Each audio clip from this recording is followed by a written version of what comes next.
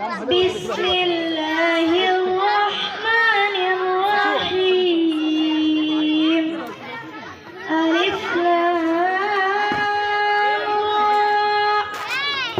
تلك آيات الكتاب المبين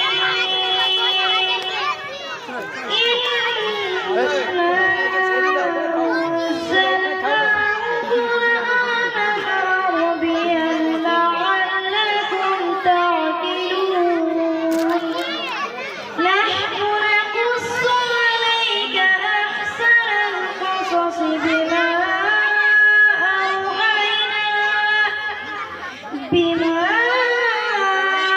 أوحينا إليك هذا القرآن وإن كنت من قبله لمن الغافلين إذ قال يوسف لأبيه يا أبت إني رأيت 11 كوكبا والشمس والقمر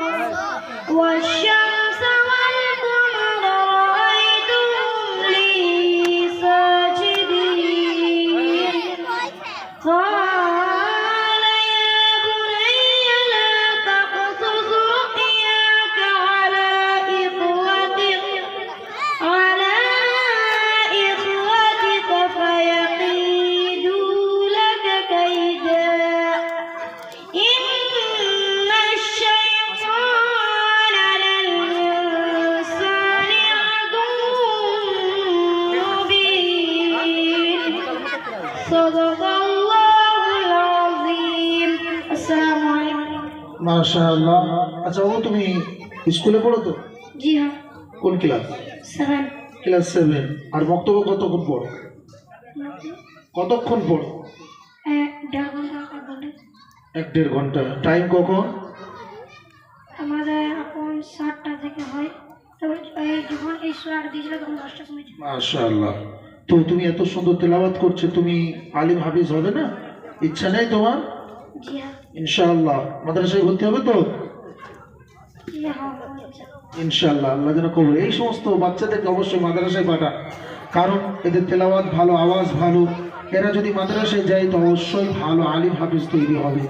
তো যাই হোক, আলহামদুলিল্লাহ। বাবু তুমি এসো, চকলেট দিয়ে দেন অনেকগুলো।